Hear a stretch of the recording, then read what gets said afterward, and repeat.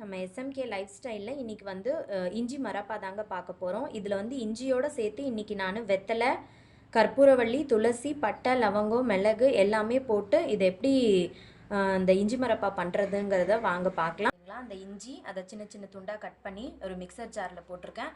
அதோடவே பட்டை, லவங்கம். நான் வந்து இன்றைக்கி 1 கிளாஸ் சர்க்கரைக்கு ஒரு 2 துண்டு இஞ்சி எடுத்திருந்தேன். அப்புறம் 2 வெத்தலை, ஒரு 4-5 துளசி இலை, கருந்துளசி இலை தான் நான் போட்டிருக்கேன். அப்புறம் கற்பூரவள்ளி வந்து ஒரு 3 இலை போட்டிருக்கேன். அப்புறம் பட்டை ஒரு சின்ன துண்டு பட்டை, லவங்கம் ஒரு 3 லவங்கம், மிளகு வந்து ஒரு 10 மிளகு. இந்த 1 கிளாஸ் சர்க்கரைக்கு இந்த அளவு வந்து கரெக்டாக இருக்குங்க. நான் சும்மா கொஞ்சமாக தண்ணி தெளித்து கொஞ்சம் கொரப்பாக அரைச்சி வச்சுருக்கேன்.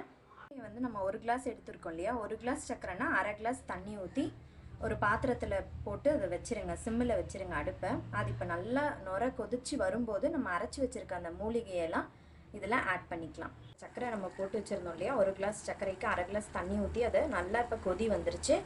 இப்போ அதில் வந்து நம்ம இந்த மூலிகையை ஆட் பண்ணிக்கலாம். நம்ம அரைச்சி வச்சுருக்கிறோம் அந்த மூலிகை பேஸ்ட்டை ஆட் பண்ணிக்கலாம். இப்போ நம்ம ஆட் பண்ணிட்டோம். நல்லா வந்து இது கொதிச்சு வரட்டோங்க. நல்லா அது கொதிச்சு அந்த ஸ்டேஜ் வந்து நல்லா உங்களுக்கு தெரியும், ஒரு மாதிரி திக்கன் ஆகும். அது ஒரு அல்வா நம்ம பண்ணும்போது அந்த ஸ்டேஜ் வரைக்கும் இதை வந்து இப்படி கலாரி கொடுத்துக்கிட்டே இருங்க. அது நுர நல்லா கொதிச்சு அடங்கி அந்த ஒரு எப்படியும் ஒரு 15 மினிட்ஸ் ஆகுது ஆகும் உங்களுக்கு. அது வரைக்கும் இது நல்லா கொதிக்கட்டும். பாருங்கள், இப்போ வந்து உங்களுக்கு இந்த டைமிங் கரெக்டாக தெரியல, அது எந்த ஸ்டேஜில் ஆஃப் பண்ணணும்னு தெரியல அப்படின்னா நான் ஒரு டிப் ஒன்று சொல்கிறேன் பாருங்கள். கொஞ்சமாக அந்த சக்கரை பாகை எடுத்துக்கோங்க. அதை எடுத்து ஒரு பாத்திரத்தில் சும்மா கொஞ்சமாக தண்ணி ஊற்றி வச்சுக்கோங்க. அதில் வந்து இந்த மாதிரி அந்த பாகை போடுங்க. இப்போ போட்டதும் இது வந்து உங்களுக்கு நல்லா உருட்டு பதம்னு சொல்லுவோம் இல்லையா, அந்த மாதிரி ஒரு உருட்டுறதுக்கு வரணும். அது நல்லா நீங்கள் இப்படி தண்ணியில் எடுக்கும்போது அது கரையாமல் உங்களுக்கு கையில் நல்லா ஒட்டாமல் வரணும். இது கொஞ்சம் கையில் ஒட்டுது எனக்கு. இன்னும் ஒரு 5 நிமிஷம், ஒரு 2 மினிட்ஸில் இது வந்து சரியாயிடும், அந்த ஸ்டேஜுக்கு வந்துடும். 7 மினிட்ஸ் கழித்து நான் வந்து எடுத்து பார்த்தேன், அந்த உருட்டு பதம் வருதான்னு பார்த்தா உங்களுக்கே தெரியும். நல்லா அந்த உருட்டு பதம் வருது பாருங்கள். இந்த ஸ்டேஜில் வந்து நீங்கள் ஸ்டவ்வை ஆஃப் பண்ணிவிடுங்க.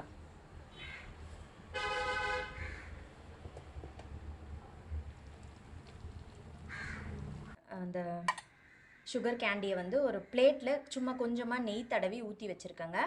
அதோடவே வந்து அது கொஞ்சம் ஆறும்போது ஒரு ஸ்பூன் அளவுக்கு நான் இதில் லெமன் ஜூஸ் ஆட் பண்ணிக்கிறேன்.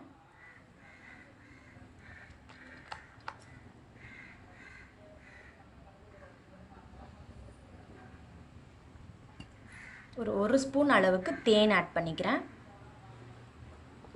ஆட் பண்ணி இதை வந்து கொஞ்சம் நல்லா கலரி விட்டுடுங்க.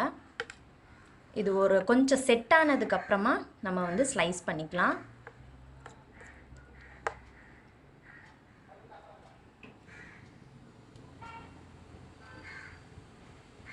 மினிட்ஸ் ஆச்சுங்க அது செட் ஆக. கொஞ்சம் செட் ஆகிருக்கும் போதே வந்து நீங்கள் எப்படி பில்லை போட்டுடுங்க. அப்போ தான் அது வந்து உங்களுக்கு அப்புறம் எடுக்கும்போது வரும். இல்லைன்னா அதுக்கப்புறம் அது பில்லை போட வராது உங்களால். இந்த மாதிரி நம்மளுக்கு எந்த அளவுக்கு சைஸ் வேணுமோ அந்த அளவுக்கு அதை வந்து கட் பண்ணி விட்டுக்கோங்க. அப்போ தான் அது நம்ம கடையில் வாங்குகிற அந்த இஞ்சி மரப்பா மாதிரி பில்லையாக நம்மளுக்கு வரும். இது இன்னும் ஒரு 15 மினிட்ஸ் ஆகும் அது ஃபுல்லாக செட் ஆகிறது. நான் வந்து குட்டி குட்டி ஸ்லைஸாக தாங்க இன்றைக்கி போட்டு வச்சுருக்கேன். சின்ன சின்ன ஸ்லைஸாக தான், ஏன்னா ஒரு நேரத்தில் எடுத்து ஒன்று அப்படியே வாயில் போட்டு சூ பண்ணுறதுக்காக நான் குட்டி குட்டியாக தான் போட்டிருக்கேன். இந்த மாதிரி உங்களுக்கு வேணும்னா நீங்கள் பெரிய ஸ்லைஸாகவும் போட்டுக்கலாம், இல்லை இந்த மாதிரி குட்டியாகவும் போட்டுக்கலாம். இல்லை குட்டி குட்டியாக உருட்டி கொஞ்சம் அரிசி மாவு மேலே தடவி விட்டுட்டிங்கன்னா அந்த விக்ஸ் மாதிரியே நம்மளுக்கு தெரியும். ஹெர்பல் கேண்டி அது சின்ன விக்ஸ் மாதிரி நம்மளுக்கு தெரியும். அந்த மாதிரியும் நீங்கள் உருட்டி வந்து இதை ஃப்ரிட்ஜில் ஸ்டோர் பண்ணி வச்சுக்கோங்க. வெளியே வைக்காதீங்க. வெளியே வந்து ஒரு 3 நாளைக்கு மேலே இது தாங்காது. நீங்கள் டைம் கிடைக்கும் போது செஞ்சு இதை குட்டி குட்டியாக உருட்டி ஃப்ரிட்ஜில் ஸ்டோர் பண்ணி வச்சிங்கன்னா ஒரு மாதம் வரைக்கும் கூட இது ஒன்றும் ஆகாது, நல்லாவே இருக்கும். கண்டிப்பாக இந்த ரெசிபியை நீங்கள் ட்ரை பண்ணி பாருங்கள். இந்த கேண்டியை இனிமேல் வர்றது வந்து மழைக்காலம், நம்மளுக்கு நார்மலாகவே சளி பிடிக்கும், இரும்பல் வரும், எல்லாமே வரும். அதுக்கு இது வந்து ஒரு ஹோம் ரெமெடினே கூட சொல்லலாம். கஷாயம் மாதிரி எடுத்துக்கிறதுக்கு பதிலாக ஒரு சாக்லேட் மாதிரி செஞ்சு நம்ம பசங்களுக்கு கொடுக்க போகிறோம். அவங்களும் கண்டிப்பாக இதை விரும்பி சாப்பிடுவாங்க. ஏன்னா நம்ம இதை வந்து சுகரில் தான் செஞ்சுருக்கிறதுனால நல்ல ஒரு இனிப்பாக இருக்கும், விரும்பி சாப்பிடுவாங்க. கண்டிப்பாக நீங்கள் ட்ரை பண்ணி பாருங்கள். நம்ம இதில் வந்து வெத்தலை, கருந்துளசி, கற்பூரவள்ளி, மிளகு, லெமன், ஹனி எல்லாமே போட்டிருக்கோம். அது எல்லாமே வந்து நம்ம கோல்டுக்கு அகெயின்ஸ்டாக நம்ம ஃபைட் பண்ணோம். அதனால இந்த ரெசிபியை நீங்கள் கண்டிப்பாக ட்ரை பண்ணி பாருங்கள். இந்த கேண்டி உங்களுக்கு பிடிச்சிருந்துச்சுன்னா மறக்காமல் லைக் பண்ணுங்கள், ஷேர் பண்ணுங்கள், கமெண்ட் பண்ணுங்கள். நம்ம எஸ்எம்கே லைஃப் ஸ்டைல் சேனலை சப்ஸ்கிரைப் பண்ணுங்கள். இதே மாதிரி வேறு ஒரு ஹெல்த்தியான ரெசிபியோடு உங்களை மீட் பண்ணுறேன்.